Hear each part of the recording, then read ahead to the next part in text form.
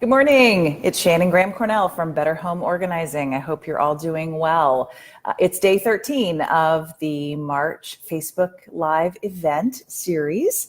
And today I'm going to be talking about the Siren song of organizing products. So if Organizing Products and I had to post our relationship status on Facebook, we would have to say it's complicated.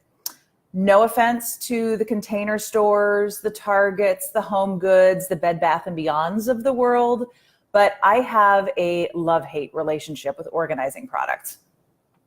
Actually, hate is probably too strong a word, but love cynical, love realistic, love practical doesn't sound as good. So we'll just go with love-hate. But yeah, definitely I have a mixed bag of emotions when it comes to organizing products. But let's start with love. Let's start by talking about why I love organizing products, and then we'll get into the complexity. So organizing products, make no mistake about it, they're fun. They're usually pretty.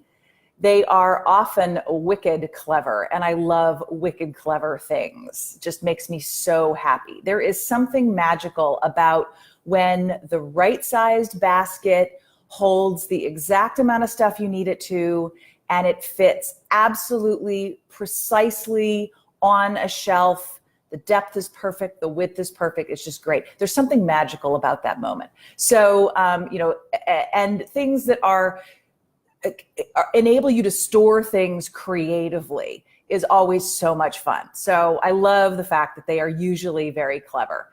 And they promise us beautiful things. They call to us from their shelves, whether they are in a brick and mortar store or an online store. And they say things to us like, buy me. And if you buy me and bring me home, I'm going to make it so easy for you to get organized, and your home is going to look like an Instagram grid. And so we jump in with enthusiasm to get organized, and we take these lovely things home and we cradle them all the way. And if we've done our selection of our product correctly, which means, we have the right size, we've bought them for the right purpose. Hey, Jennifer, we bought them, they're the right form factor for what we need. When that has all happened, they're magical. But if they're the wrong size, if we didn't measure, if we didn't account for everything that we needed to store in that space, then they are now clutter.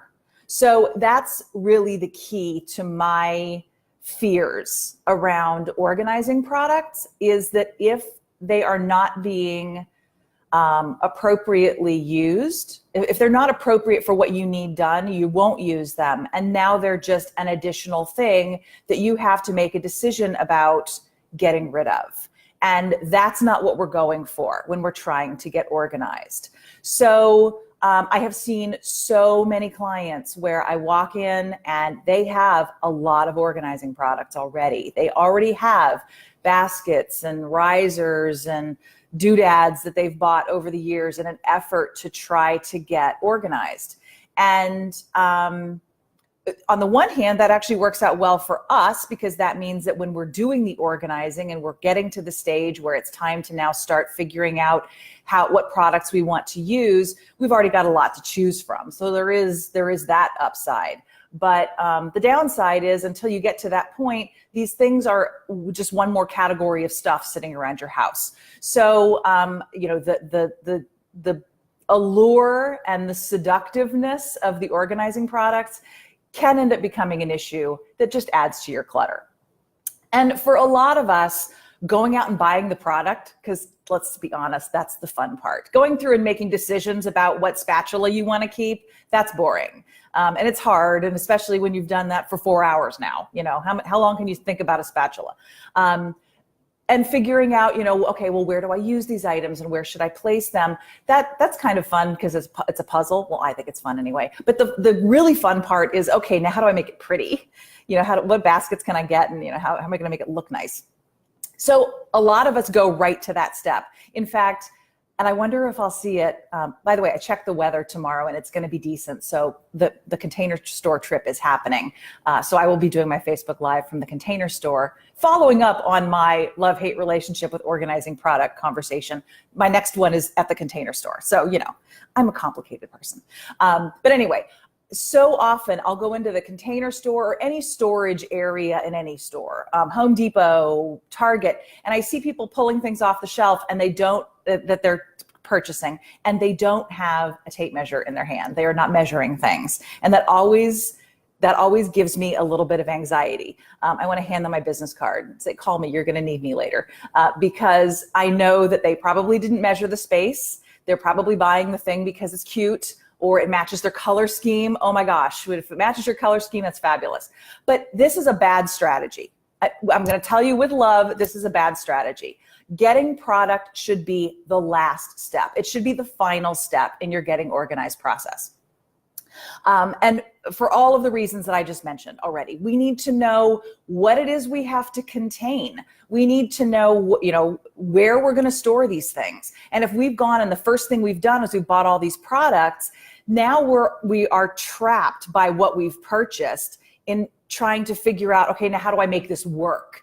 Rather than getting what I need to make my things easier to access and easier to put away. Now I'm trying to figure out how to I'm working backwards, trying to figure out square peg round hole. So anyway, that's part of the reason that I have anxiety around organizing products as the first step, because it usually doesn't work out. Now, there are organizers, by the way, who will go out and buy product in advance for a client space and bring that product to the house and use it in the client space. But these guys know what they're doing. I mean, they're professionals at doing that. This is one of the things they specialize in. And so they're really good at it. And by the way, they will also go get extra if they need to, and they will take away the things that they didn't use. So, that's a completely different story. So if you hire an organizer and you see them coming to your house with loads of bins and baskets and all that stuff, don't worry, they know what they're doing. But for the average person who's trying to get organized, do not go and buy product to start with. I will say, however, I do have some tips for if you are at that last stage and you are doing the step where you are getting product. I have some recommendations for you for how you can do that a little more safely, so that you don't end up with a whole big house full of container clutter.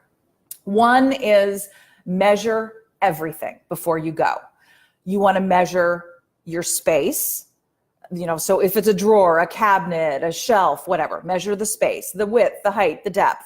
Look for any obstructions in the space that would, impede pulling a basket out, for example. If you're measuring inside your cabinet, measure your opening, the door opening. If it's something you're going to have to pull out, measure the door opening, not to the inside dimensions of the cabinet itself, because then usually your door frame cuts in a little bit and you won't be able to get it out. So measure that space. Measure the things, this is going to sound weird, measure the things that are going in that space.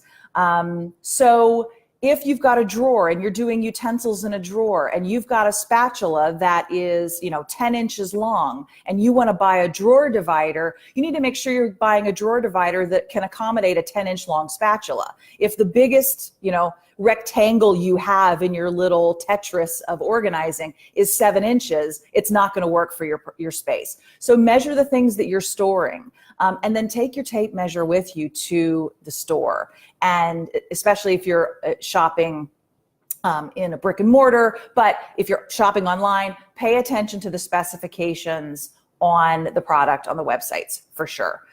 So measure, measure, measure. Spend as little money as you can. So I would say, buy what you are comfortable with in terms of your price point.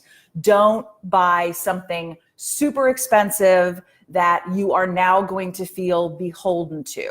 If you can afford super expensive, that's great. Go for it. If you can't, the dollar store makes some great organizing stuff that works just fine. So I always recommend spend as little as you have to, because that way you don't feel trapped by the product. If you bought the wrong thing and you end up needing to donate it, then you're still okay. You haven't sunk hundreds of dollars into this amazing system that doesn't work for you.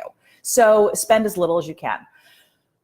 Know yourself on this one. So you either need to buy extras or plan for a second trip. And I say both of those things because know yourself. If you are the kind of person who hates to make a second trip and therefore you won't do it, buy extras. That way, if you get a couple of drawer dividers and you want to be able to play around with a couple of different ways of configuring it, buy a couple extra bins. If you're not going to want to make a second trip back to the store to get more. If you are the kind of person who, once you've gone, you're not going to go back to return anything, then definitely